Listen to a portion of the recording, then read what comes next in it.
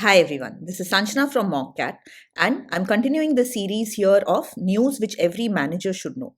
And along with this, we're going to bring up a lot more daily news, of course, but a lot of information around colleges, what colleges should you apply for based on your percentile, common VAT interview questions, deadlines, and so on. So definitely subscribe to the channel if you haven't.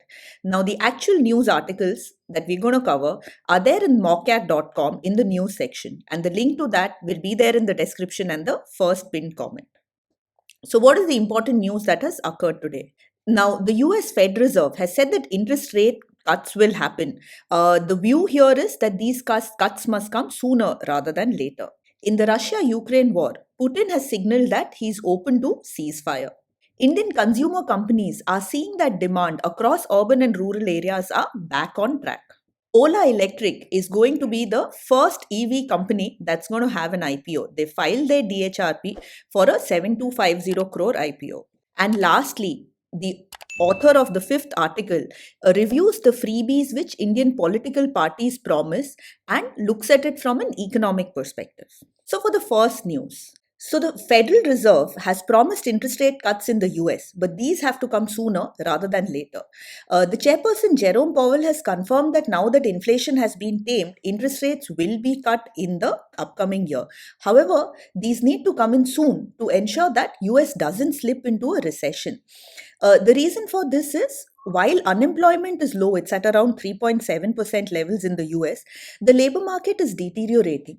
Unemployment, which is typically linked to GDP, every 1% increase in the 1.5% reduction in unemployment, that connection has been cut since 2020.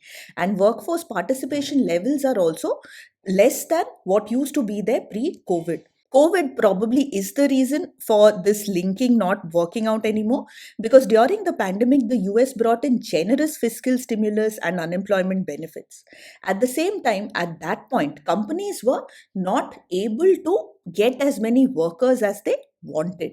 So now they are reluctant to fire anyone or reduce their workforce, even if demand is decreasing.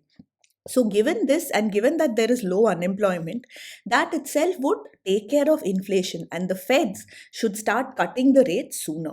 Now, in the Russia Ukraine war, Putin has quietly signaled that he's open to a ceasefire. There have been announcements to the contrary, but he's been continuously signaling that a ceasefire is possible.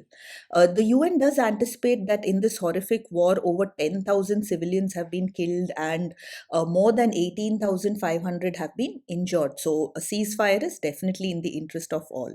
However, officials do say that this could either be true or it could be misdirection, and it could be that Russia is going to continue to attack. Ukrainian President Zelensky may or may not agree. Uh, Russia still holds Ukrainian territories, and Zelensky might not be okay, or Ukraine might not be okay for a ceasefire with those territories belonging to Russia. Having said that, Zelensky has not been able to procure fresh aid from US or EU for the weapons that he needs, so he might not have a choice and might have to take up the or agree to the ceasefire. Now, back home in India, consumer companies are seeing demand back on track. This is across sectors from grocery to apparel to electronics. And the reason potentially is reduced inflation as well as upcoming general elections, which does lead to increased government spending. Rural demand is also picking up. While this demand was earlier higher than urban demand, now this is trailing, but it's still picking up, and that is again good news. Other reasons which could have led to this increase in demand include a good monsoon which has happened this year, which also has impact on reducing food inflation and increased government spending that we spoke about. There's been a lot of lifestyle, experiential, and travel spending that's also playing a role. That is expected to come back to the usual levels while the consumer demand continues to pick up. In the next news, Ola Electric has become the first EV company, standalone EV company to have an IPO. They filed their DHRP, which is nothing but the draft red herring paper with SEBI, for a 7250 crore IPO. Out for this, 5,500 crores is going to be fresh issuance of shares, and the remaining will come from stake sale by Ola Electric's founder, that's Mr. Bhavish Agarwal, as well as some of the other original investors, including Alphawave and Matrix. The IPO proceeds will be used for capital expenses, repaying debt as well as R&D as per the company.